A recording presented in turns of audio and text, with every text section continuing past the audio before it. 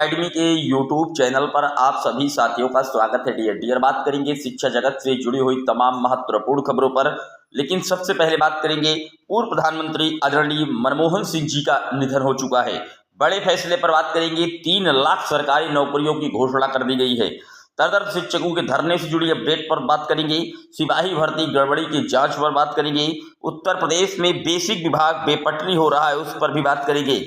अन्य शिक्षा जगत से जुड़ी हुई महत्वपूर्ण बिंदुओं को भी हमने इस टॉपिक पे कवर करने का प्रयास किया है, उस पर भी बात करेंगे।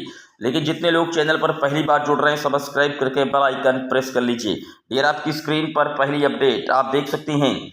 पूर्व प्रधानमंत्री को तबीयत बिगड़ने पर गुरुवार रात एम्स में भर्ती कराया गया। डॉक्टर मनमोहन सिंह जी का 92 वर्ष की उम्र में हुआ निधन। पूर्व प्रधानमंत्री रहे भारत के 2004 से 2014 तक। इन्होंने भारत के प्रधानमंत्री के पद को कहीं ना कहीं एक महत्वाकांक्षी के रूप में पूरी तरीके से शीर्षस्थ करके इन्होंने दिखाया था। बहुत अच्छे प्रधानमंत्री थे, सबसे योग्य और पढ़े लिखे प्रधानमंत्री भारत के रहे।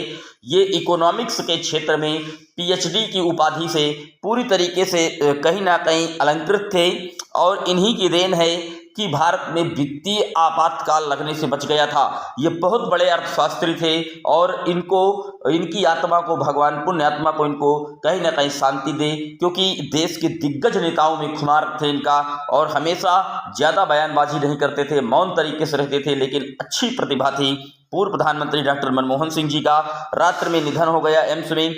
92 वर्ष के थे। और देखिए यहाँ पर नरेंद्र मोदी जी ने खुद कहा है कि सबसे प्रतिष्ठित नेताओं में से एक डॉक्टर मनमोहन सिंह के निधन पर देश शोकाकुल है। उन्होंने आर्थिक नीति पर अपनी गहरी छाप छोड़ी थी। भगवान उनकी आत्मा को शांति दे और उनके परिवारजनों को इस अपार दुख सहने की भी क्षमता दे। डियर पूर्व प्रधानमंत्री डॉक्टर मनमोहन सिंह जी अब नहीं रहे।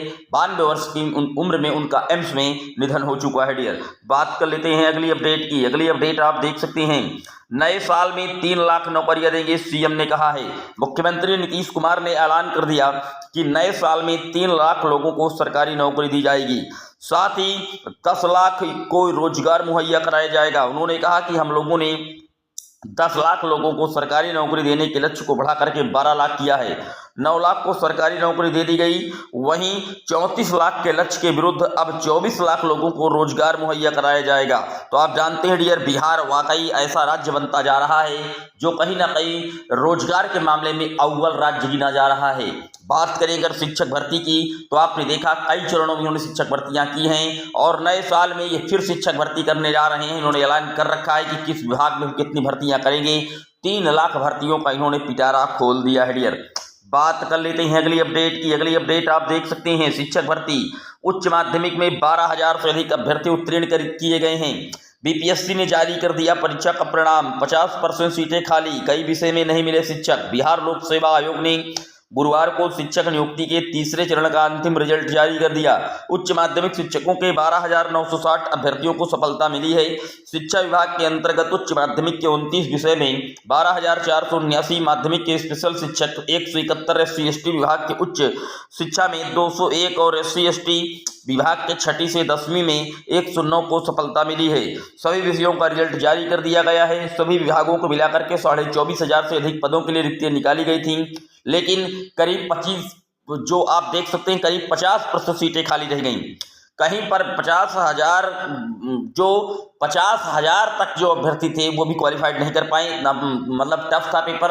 और आप देखेंगे कि अभ्यर्थी भी नहीं मिल पाए। 24,000 के सापेक्ष महज 12,000 अभ्यर्थी यहाँ पर क्वालिफाइड घोषित किए गए हैं। डियर बात कर लेते हैं अगली अपडेट की। अगली अपडेट सहकारी बैंकों की भर्तियों के लिए स्नातक में 55% अंक जरूरी। उत्तर प्रदेश सहकारी संस्थागत सेवा मंडल ने जिला सहकारी बैंकों में सीधी भर्ती के रिक्त पदों को भरे जाने के शैक्षणिक योग्यता और पदनाम का नए सिरे से निर्धारण किया है। जिला सहकारी बैंकों में सीधी भर्ती के रिक्त पदों पर अध्याचन को ई-अध्याचन पोर्टल पर ऑनलाइन भेजने को कहा है। अब कनिष्ठ प्रबंधक सहित श्रेणी के 3 के सभी पदों के लिए अब स्नातक में 55% अंक होना अनिवार्य किया गया है। और वहीं पर चतुर्थ श्रेणी के लिए 10वीं पास जो है कहीं ना कहीं योग्यता रखी गई है। डियर बात कर लेते हैं अगली अपडेट की। सिपाही भर्ती ईडी के सवालों में फंसे परीक्षा कराने वाली कंपनी के संचालक। पेपर लीक मामले में 8 घंटे पूछताछ, नहीं दे सके संतोषजनक जवाब। शिक्षक भर्ती का मामला छोड़िए, यहाँ पर सिपाही भर्ती में जो लगातार रडार पर पकड़े जा रहे हैं मैटर आप देख सकते हैं। पेपर लीक में 8 घंटे से पूछताछ हो रही है। एसटीएफ की जांच में सामने आई है बड़ी लापरवाही।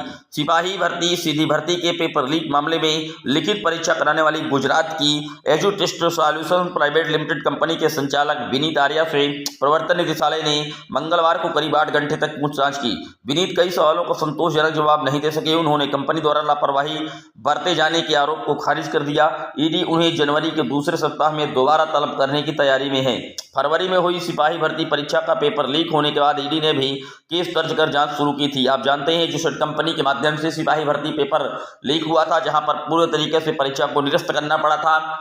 इस तरीके की जो जांचें हैं वो लगातार चलती रहती हैं और नकल माफिया अपना जो काम है वो लगातार करते रहते हैं। डियर, बात कर लेते हैं अगली अपडेट की।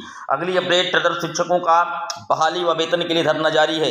प्रदेश के सहायता प्राप्त माध्यमिक विद्यालयों में बहाली व वेतन जारी करने के लिए ट्रेडर शिक्षकों का बृहस्पतिवार को भी माध्यमिक शिक्षा निदेशालय पर धरना जारी रहा।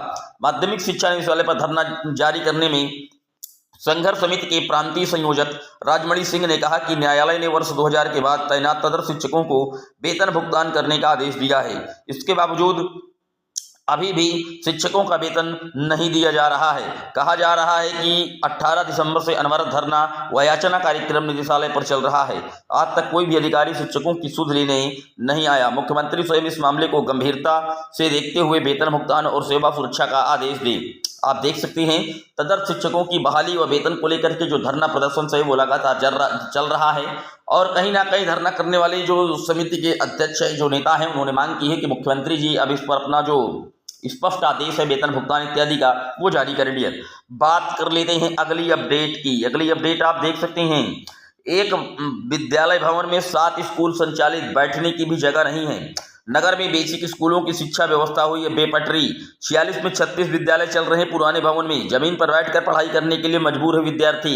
ये बात आप देख सकते हैं उत्तर प्रदेश के प्राथमिक परिषदीय विद्यालयों की है, जहां पर हमारे बेसिक मिनिस्टर जी लगातार गुणगान करते आ रहे हैं कि हमने कायाकल्प के माध्यम से विद्यालयों की और शिक्षकों की जो कमियां हैं उनको दूर कर दिया है। आपके सामने ये न्यूज लगी हुई है, आप इसको देख सकते हैं किस तरीके से दयनीय स्थिति होती जा रही है बेसिक विभाग की। ना शिक्षकों की भर्तियां की जा रही हैं, ना विद्यालयों को सही तरीके से मर्ज करके उनकी जो बिल्डिंगें हैं वो सही बनाई जा रही हैं। लापरवाही से एक विद्यालय भवन में 7 स्कूल चल रहे हैं। आप देख लीजिए, 6 स्कूलों की ना बिल्डिंगें हैं ना शिक्षक हैं, और फिर भी हमारे बेसिक मिनिस्टर साहब कह रहे हैं उत्तर प्रदेश में कि हमारे यहाँ शिक्षा व्यवस्था चाक चौबंद है। अगर आपके यहाँ शिक्षा व्यवस्था चाक चौबंद है, अनुपात समानुपात फिट है, विद्यालय सब राइट हैं, तो इस तरीके की न्यूज आर्टिकल कहाँ से आती है? माननीय बेसिक मिनिस्टर साहब संदीप सिंह जी, आप जरूर इस तरीके की न्यूजों को देखा कीजिए और उस पर अमल लाइए। ये युवा वर्ग है, निश्चित तौर पर सब दिन समान नहीं होते। लगातार आप भी इस लगातार कुर्सी पर काबिज रहने के कब तक रहेंगे ये भी भविष्य की गर्त में है। लेकिन जिस तरीके से युवाओं का दर्द लगातार बढ़ता जा रहा है, ना बेसिक शिक्षक विभाग में कोई भर्ती आप कर रहे हैं, ना इधर प्रमोशंस को सही से कर पा रहे हैं, ना आज तक अपने यूपीटीटी का आयोजन ही प्रदेश में करवा पा रहे हैं, तो फिर आप बेसिक विभाग में कायाकल्प के माध्यम से कितने परिवर्तन किए हैं मंत्री जी, इसका कोई लिखित ब्यौरा नहीं हो पा रहा है। यह था शिक्षा जगत से जुड़ा हुआ दैनिक वीडियो। कैसा लगा कमेंट जरूर करिएगा। चैनल पर जितने लोग पहली बार जुड़ रहे हैं सब्सक्राइब कर लीजिएगा। फिर मिलेंगे आपसे एक और वीडियो में, तब तक के लिए जय हिंद जय भारत।